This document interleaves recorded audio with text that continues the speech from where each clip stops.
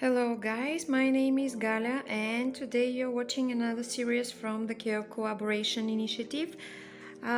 Today's topic is Big Vandas and there are many channels participating today. So I encourage you to visit the description of this video and check out the other respective videos dedicated to this topic today, which is Big Vanda Care. I will also list the names of every channel that participates in the Care Co-op today, so you will be seeing this on the screen while I talk, and you will also be able to visit each video from the links that are in the description. Okay, so to be honest, I'm not very experienced with vandas, so I'm sure there will be many other videos that could potentially help you more than I can. The reason I'm joining the Care Collab today is simply because I have 3 vandas which are in a bit, let's say, unusual manner of potting.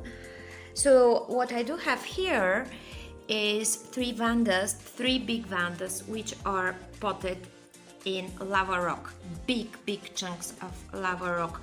So even though I'm not very experienced, I decided that I should join so that I can share with you this particular setup.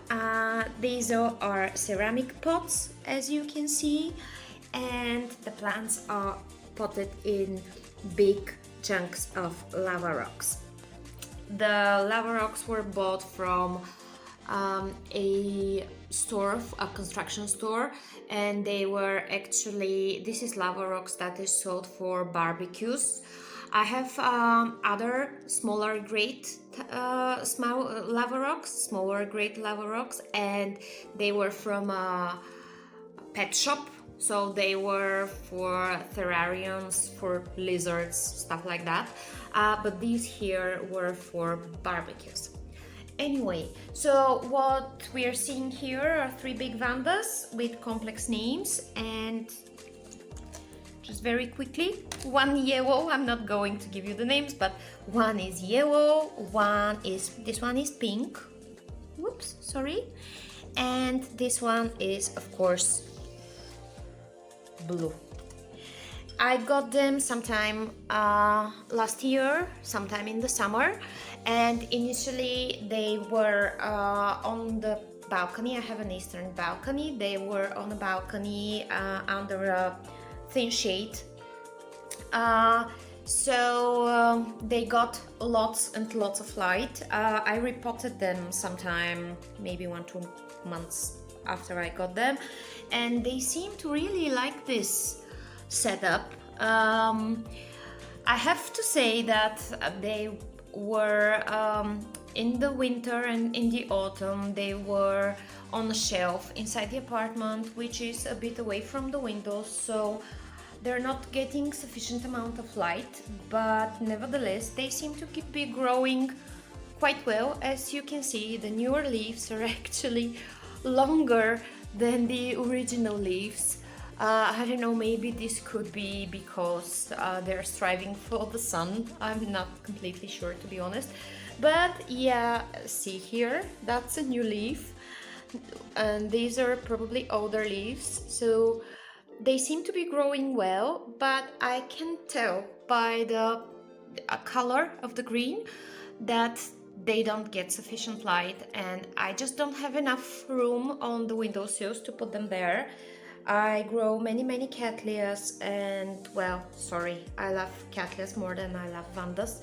So the cats get the first position that is closest to the sun and the brightest locations, and these vandas will just have to survive a little bit behind with less light until it's summer and until it's warm enough and I can put them outside on the balcony. Anyway, if you do have vandas and if you do put them outside, just be careful, because as you can see, even though they're high light loving orchids, they can still burn.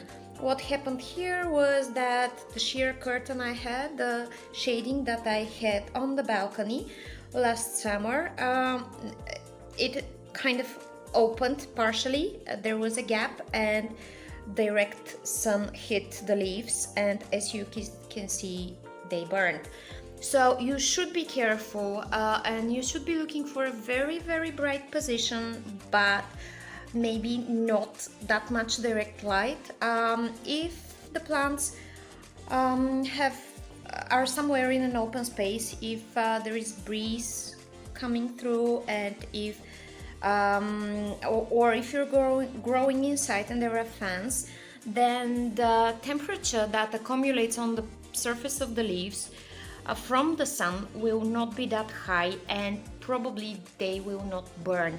So have in mind that whenever you're giving strong light to a plant, the more air circulation you can provide, the more breeze and you can provide, it will cool down the temperature on the surface of the leaves, and it will help them not get burned, and this means you can also expose them to more light. So if you don't have good air circulation, then you really should be careful with the light. How do I water these guys? I just pour water through the top and I just let it sit here on these small containers. So honestly, I don't like watering. That's the other reason why I potted these vandas. And the idea is that I should keep them, just keep this little reservoir here full with water at all times. And since the ceramic pots can absorb moisture and they can run it up, and they can help the plant maintain the environment where the roots are more moist. That really doesn't happen in my environment, and the reason is that I just don't water them often enough to have water here at all times. So maybe that's one of the reasons they haven't bloomed yet, but I would say that it's more of the light issue. Anyway, I will not be taking more of your time. I will be short because I really can't say too much about them. First of all, I'm new and I haven't had them long enough. So I think I still have a lot to learn, but I did think that it would be interesting to see this kind of setup, which is not very usual. Very often vandas are grown bare root or in empty glass containers, and this is a bit more unusual. So yep, they're doing okay, but it's too early to say if I am really doing a great job. We just have to live and see if they will bloom. Alright, this was everything from me in today's Care Collab video. If you grow orchids, if you have a channel and you can post videos, and if you want to join in this care collaboration, please by all means do so. It's absolutely free. It's just supporting channels to share their experience with orchids. So if you want to join in, you can just drop a line in the comment section and you can contact me and I can help you from there. Alright, thank you, bye bye.